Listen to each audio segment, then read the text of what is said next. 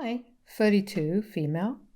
Have a 5-year-old daughter, Emma, with my husband, George, 33, male. George and I have been married for about 8 years now. We met in college through some common friends, dated for a couple of years, and then finally got married. We have had a normal relationship, and the fights we used to have weren't anything out of the ordinary, but this recent one doesn't fall into that category, and that's why I'm here for advice, because I really don't know if I was in the wrong here or not. I'm lost, and my husband and I haven't spoken for 4 whole days because of our fights. So I need to talk about this urgently. George has a younger sister, Kendra, 30, female, who got divorced from her husband of 4 years a couple of months ago due to irreconcilable differences, according to her. Since then, she's been down in the dumps and has been visiting us frequently, but I didn't mind because she and I shared a good relationship. She was happy when she'd be around Emma, and my daughter also appreciated spending time and playing with her aunt, so I didn't have a problem with her coming over often. And of course, neither did George. Then, about a month and a half ago, I received a promotion at work and took up a new project which meant an increase in my workload. George and I didn't have a professional babysitter to look after Emma when she came back home from kindergarten until either George or I got back from work.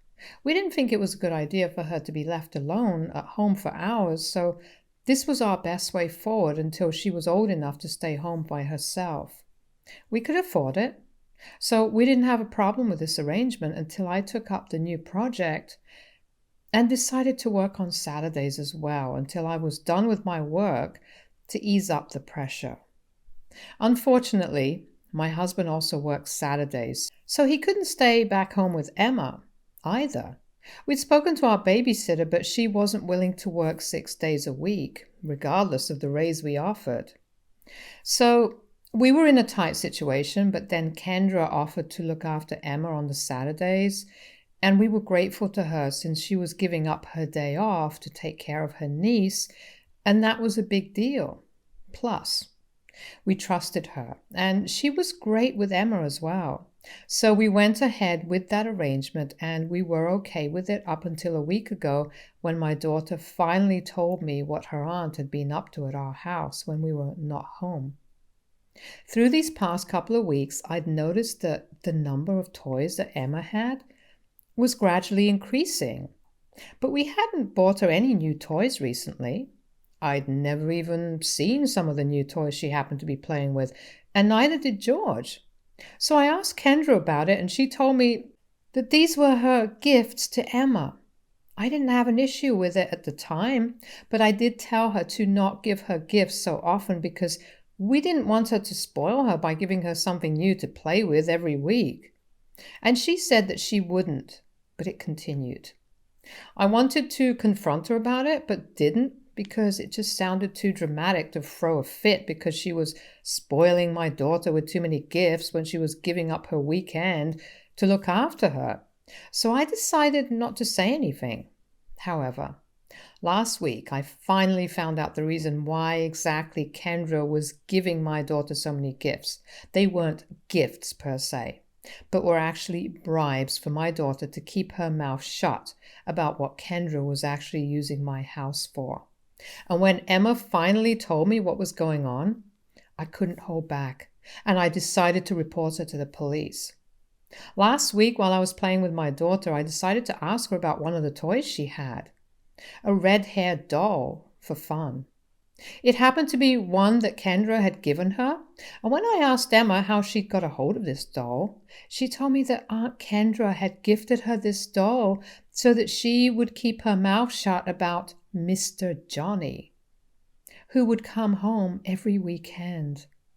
When she said that, I was immediately on high alert because Kendra wasn't supposed to have visitors at our house when she was by herself. Nobody was. Especially not when it was just her and Emma, because that sounded like a recipe for disaster. So I pushed my daughter to talk about it, but she refused, saying that Kendra had told her that she was not supposed to talk about this with her mommy, referring to me. And if she did tell me, Kendra would stop buying her gifts and wouldn't visit her ever again, which she didn't want. So she refused to tell me anything else. Kendra must have drilled it into her head pretty well because it was almost impossible to get her to talk. And only after about half an hour of coaxing and cajoling did Emma finally open up about what was going on and what she'd seen. She told me that the red-haired doll was the first toy that Kendra had bought for her when she'd witnessed this Johnny guy visiting her. Emma was supposed to be napping at the time, but had been roaming around in the house because she was bored, and that's when she noticed Kendra going into our bedroom with Johnny. And when Kendra noticed Emma watching, she locked the room and told her that she'd get in trouble if she breathed a word of this to me. So she didn't say anything. And Kendra promised to buy her toys if she stayed silent, which is what she did.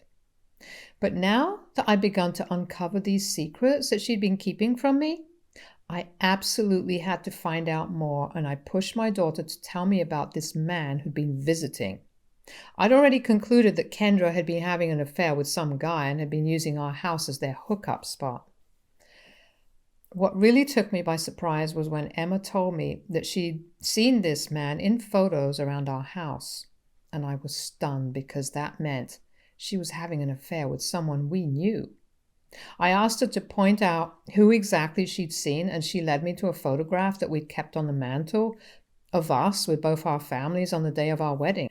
She pointed out Jonathan, who happened to be married to one of my cousins, Irene. Irene and Jonathan weren't together anymore and had divorced very recently when she found out that he'd been cheating on her with another woman, and it all made sense when my daughter finally opened up about what Kendra had been up to.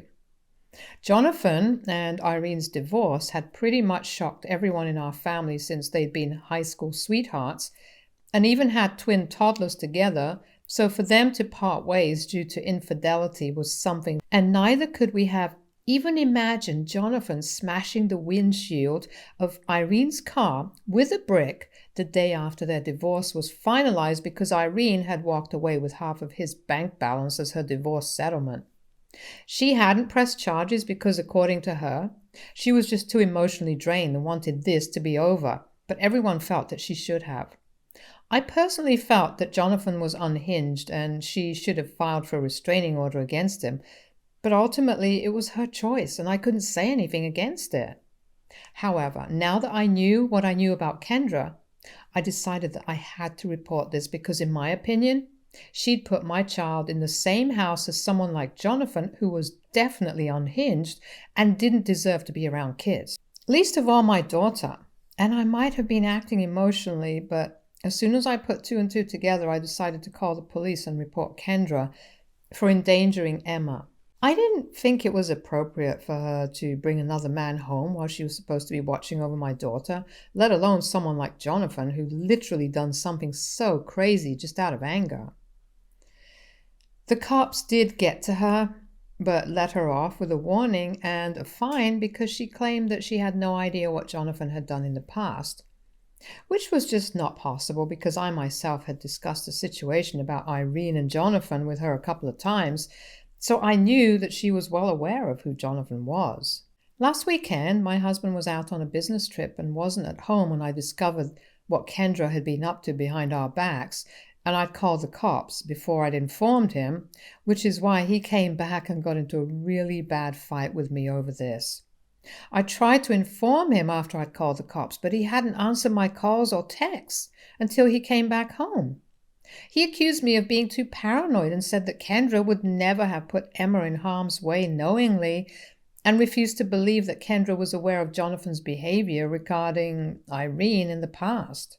According to Kendra, she had indeed been having an affair with him after she met him at our Christmas party last year, but they did come clean to their partners soon after, and she really had no idea that he'd smashed Irene's car. She'd been living with her parents after the divorce and couldn't just bring home another man, and he was living with a friend of his because they couldn't move in together just yet, which is why they'd been hooking up at our house, which is just gross to even think about. She kept denying that she knew about Jonathan's behavior and said that had she known, she never would have brought him home around Emma because she didn't want to make me feel unsafe or betrayed. But I do feel both of those things, and I also feel really angry because I specifically remember telling Kendra about what Jonathan had done to Irene's car during their divorce. And we'd even discussed how lucky she was that she didn't have a psycho ex-husband who would do such a thing. So I know for a fact that she's been lying about not being familiar with Jonathan's mental instability. I didn't want a man like that in or around my house, and I did feel lied to, betrayed and hurt by what Kendra had done. But my husband still thinks that I should have consulted with him at least before I went ahead and reported her to the cops. I don't understand where I messed up here because as a mother, I did what I thought was right. But George insists that I could have dealt with this better and that I should have waited for him to come home at least before I did whatever I thought was right. He told me that my paranoia could have led to serious trouble for his sister and I was being too sensitive because obviously Jonathan wasn't even that unstable and he just smashed that car in a moment of anger and weakness. I know that's a messed up defense, but that's an argument for another day, and right now I need to pick my battles. I don't think calling the police was the wrong move, but maybe I should have waited for George to come back home before doing anything, and then, after speaking to him, we could have gone ahead with whatever we decided was the right thing to do. Now I don't know what that would have been according to him, but I guess I could have discussed this with him before taking things into my own hands. Because it was his sister after all. And a tiny part of me thinks that maybe I did overreact. Now, I don't know if that's because I've been gaslit or whatever, but maybe I took things too far and this could have actually been resolved with a civilized discussion instead. I just honestly don't know if what I did was right or wrong, and my husband isn't speaking to me right now, so I feel even more lost. I just have no idea whether I did the right thing as a mother or whether it was a crazy overreaction. I just have no idea, and that's why I'm here right now. AITA for reporting my sister-in-law to the police for bringing her violent boyfriend home while babysitting my daughter without talking to my husband about the same? Update 1. So, first of all, thanks to everyone who responded. It really did help me get a sense of perspective because I'd literally lost my head worrying about what my husband thought. I think it probably was all the gaslighting in hindsight that made me think I must have messed up. But I know now that I did the right thing as a mother, and that's what I am, first and foremost. I'm Emma's mother first, and everyone else, literally everyone, including George, comes second. If that offends him, then too bad. But I'm not going to act like I'm sorry for not consulting with him about something that concerned my daughter's safety. And to be fair, his sister hadn't consulted with me either before she brought Jonathan home. Not only did she bring that man home several times, she also hooked up with him while leaving Emma on her own. And in spite of that, George thinks that Kendra wouldn't put her in harm's way. She literally did exactly that. And we were just lucky that nothing happened to Emma while she was on her own. If George fails to realize that, then that's on him and not on me. I did what I thought was right, and I'm going to stand by it. I even confronted him about it a couple of days back after I went through the comments on my original post. And I think what he's mad about is that I dared to question Kendra's integrity or whatever, because to him, she's his little sister who can do no wrong. This is just so ridiculous because she's actually a 30-year-old woman who knew full well what she was up to and lied to us for weeks and even bribed my 5-year-old daughter just so she could mess around with her boyfriend. George has been fighting with me over this, and I guess this is the hill he's going to choose to die on by the looks of it, because he's absolutely not ready to accept that maybe Kendra was in the wrong here and insists that I'm the one who's overreacting because at the end of the day, our daughter's safe. She's safe now, but there was a very real chance that if we'd continue to entrust her with this responsibility, then maybe our daughter would have suffered. I don't know how exactly, but I could tell him about 1,000 ways things could have gone south because of Kendra's irresponsible and frankly disgusting behavior. But he's just not ready to even hear anything against his sister. Defending her is more important to him than the safety of his own daughter, so that's where we're at in our relationship right now, and I just don't know what to do or how to make him see sense. He still refuses to engage in a civil discussion with me until I apologize to Kendra for reporting her, which is never going to happen. She hasn't even apologized to me yet, so it's rich of my husband to expect that I'm going to say that I'm sorry for what I did, especially when I'm not in the slightest. And then there's the fact that he's also defending what Jonathan did by repeating over and over again that what he did was something that happens when people are overcome with emotions, and it's not fair for me to call him psychotic and unstable based on that one incident. He never said any of this back when I'd originally told him about the incident, but now that it was his sister who was involved here, it was suddenly important for him to defend Jonathan simply because it was convenient for him now. I just can't agree with that ideology at all, and it really makes me think that if someday he loses his temper, then maybe he'll believe that it's okay to smash things or throw stuff around, or maybe even worse. I don't even want to say these things out loud because it's awful enough to imagine them as it is, and I don't want to think about them. But the bottom line is, right now, I can't see any way out of this situation because he's not going to stop defending Kendra. And I can't trust her ever again.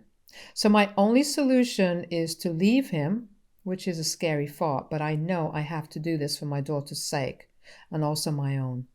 I think I should have left a long time back as soon as he started defending Kendra, but I was foolish enough to believe that he'd change his mind with time, or that I'd be able to change his mind and make him see sense, to be more precise, but that's not going to happen, and I've given up any hope of it. Update 2. It's been a week and a half since I first posted here, and today I finally moved out. George didn't even try to argue with or get me to stay when I told him last night that I would be leaving today, and neither did he ask about Emma, which was very shocking for me. He told me that I was free to go wherever I wanted to because he didn't want to be with someone who didn't respect him and his family, referring to what I'd done with Kendra. So he's still on it and trying to manipulate me into believing that I was somehow in the wrong here, which by now literally everyone involved knows I wasn't.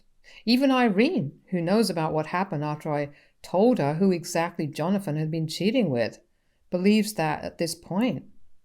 They're all just forcing themselves to make me look like the bad guy so that they're not forced to look within themselves and find the filth and lies they fill themselves with to avoid any accountability at all. I agree with her wholeheartedly because I really can't imagine any other reason to still continue supporting Kendra, even though she literally put Emma, his own daughter, in danger. Like I said earlier, defending his sister and proving that he's right is more important to him than his family. Or maybe he doesn't think of us as his family at all and only cares about Kendra and his parents, who are also on her side, by the way. Because that's actually what it feels like right now, since he just let me and Emma go without putting up a fight. Not even for my sake, but at least for Emma's sake. I expected him to at least ask about her, but he didn't, which is something I'm still struggling to come to terms with, even though a couple of hours have passed since I left. It just sucks after 8 years of marriage and more than a decade of being together, it still hasn't amounted to anything. And he's still choosing to treat us like crap, and all for Kendra. The same woman who ruined not one but 2 marriages, and if you count mine, then you can actually make it 3. It's so heartbreaking, and what's even more devastating is that I don't even have any answers for Emma right now. She doesn't know why she hasn't seen Aunt Kendra in ages, and neither does she know why she's leaving her dad at home and moving to her grandparents' place with me, maybe for good. She keeps asking me, and I just don't know what to tell her. It's devastating, but it is what it is, and I know this is in her best interest, so I'll do it for our sake. I finally got in touch with a lawyer this week and filed for divorce with full custody a couple of days back. George was served with the notice today, and he texted me to demand visitation rights at the very least, and that full custody was an unfair demand. I don't know why he believes that I'm being unfair to him, because I think he should have seen this coming, given the fact that he hasn't bothered to reach out to me and check on his own daughter after we left. And it's been about 2 weeks since we've been living with my parents, so he had plenty of time to contact me for Emma's sake. He chose not to, and that's all that I needed to conclude, that he doesn't deserve to be a part of Emma's life. It's taken me a while to explain to her that her father and Kendra aren't going to be a part of her life for a while, until she grows up and can make her own decisions, and I'm not going to confuse her by reintroducing her to George again. There has to be an end to this, and I'm going to choose to end their relationship here because I don't think he valued us at all, honestly. He screwed up royally, so now he pays the price for that, and I think full custody is completely fair. I texted him back saying that he can contest it if he thinks I'm being unfair, but it's ultimately up to the court to decide what's fair and what's unfair, not him. I thought that was a pretty neutral response, but for whatever reason, even that was enough to provoke him into getting all aggressive. And he started calling me names and accusing me of trying to alienate his child from him, which simply wasn't true. I think anyone with half a brain would be able to tell that he himself was responsible for whatever was going to happen now. And there was just no point in blaming me for a situation that he created.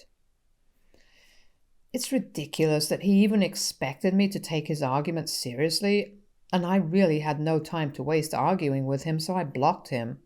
It's been a couple of hours since then, and I've also forwarded all the texts to my lawyer, just in case she needs them during the divorce proceedings or the custody battle.